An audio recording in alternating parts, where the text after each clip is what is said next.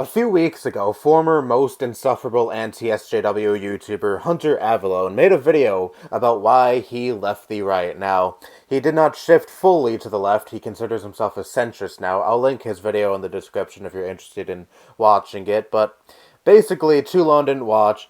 He is a centrist now. He's not a right winger anymore, and he finds trans people and non-binary people to finally be valid now. He finds much of the right, especially many right-wing YouTubers, to be moronic and insufferable now. And you know what? Congratulations to him.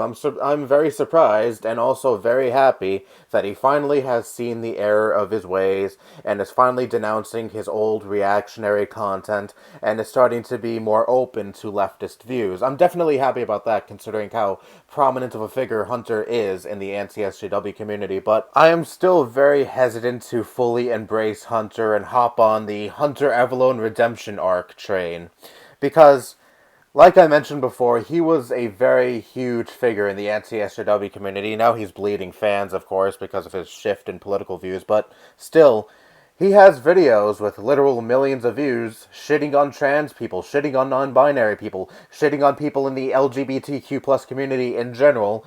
So do you really blame me for being very hesitant about wanting to fully embrace Hunter and seeing him as a leftist ally now? When one spends many years making a name for themselves and building a career off of shitting on marginalized groups of people, it's kinda hard to just forgive and forget that and be like, yay, Hunter finally realizes the error of his ways. Let's just embrace him and forget about his past content that got hundreds of thousands or in some cases millions of views shitting on these groups of people. No, let's just forget that. Yay, Hunter has changed now. No, I am not on that train, and it's going to be a long time before I fully embrace Hunter Avallone. He still makes anti-feminist content. He still throws around terms like SJW just because he now goes after stupid right-wingers, doesn't give them a free pass and make them not reactionary in other ways. And you might say, well, he's still changing. He may still change his positions on some of the things that you still take contention with him on. And sure, yes, that is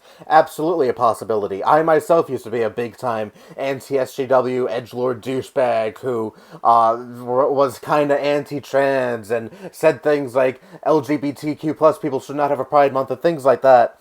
Of course, people can radically change, especially within a short period of time, like myself, but since Hunter is still a reactionary in many ways, that is why I am still hesitant to embrace him and fully get on board with this Hunter redemption arc train because he still has a long way to go. He's still just a centrist. He's not a leftist by any stretch of the imagination, despite him now thinking that trans people and non-binary people are valid. And I know what you also might be thinking. Well, this is pretty gatekeeper-ish of you. I mean, you used to, like you just mentioned, be a big-time anti-SJW edgelord and would say slurs and have a lot of reactionary viewpoints. Yes, but I've since denounced all of that. I have since taken down all of my old anti-SJW content. Hunter still has much of his old anti-trans, anti-non-binary, anti-LGBTQ plus videos in general on his channel that have hundreds of thousands of views, and I don't know if he still has these monetized, which, if he does, fucking wow, you're still profiting off of videos that you completely denounce now, and videos that harm the LGBTQ plus community. The difference between me and him is I never had the same outreach as Hunter. I've never had an audience anywhere near as big as Hunter's, so it's kind of easy for me to just get rid of this old content and radically shift my views and get rid of the fans that once agreed with me on these kind of views and completely do a 180.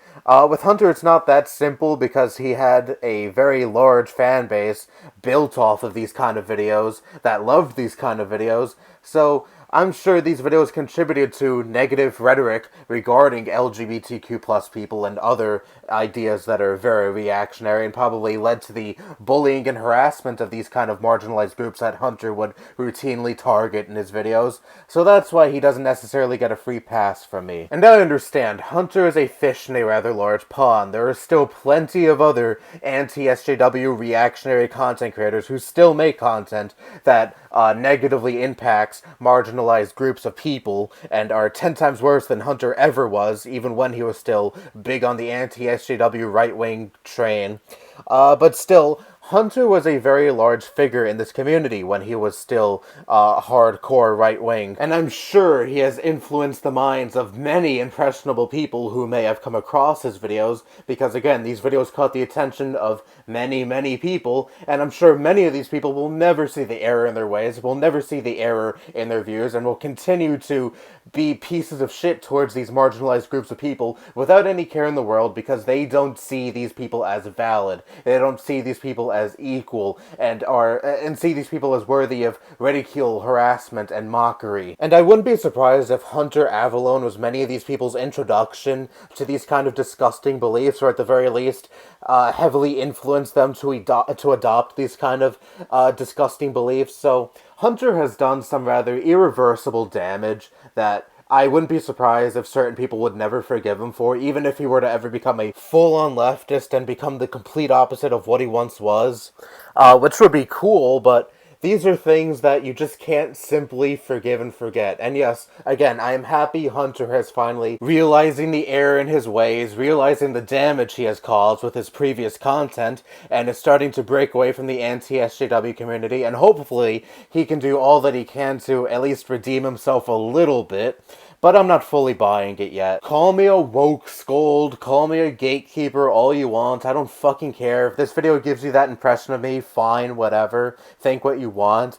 But at least understand why it is that I'm so hesitant to fully embrace Hunter and, you know, be like, yay, Hunter has finally changed. Well, yes, like I already fully established, I'm happy Hunter is not drunk on the anti-SJW right-wing Kool-Aid anymore, but he still has to do a lot more to prove himself. And I'm not just talking about myself, I'm talking about many, many, many other people, especially those who are on the receiving end of the harassment that videos like his has incited for many years. So now that Hunter has slightly opened his eyes and is no longer the most insufferable anti-SJW channel anymore, I now give that crown to the quartering. Congratulations, Jeremy, you bastard. Anyway, also, Hunter, can you stop unironically calling yourself a freethinker? It's kind of cringe, you know, let other people give you that moniker, because if you keep calling yourself that, it kind of gives you it kind of gives other people the impression that you're very full of yourself, at least to me, so it'd be very appreciated if you stopped calling yourself a freethinker, because honestly, that's kind of cringe. But that's under the assumption that you're watching this, which you're probably not, so whatever. Anyway, that's all I have to say. Bye-bye.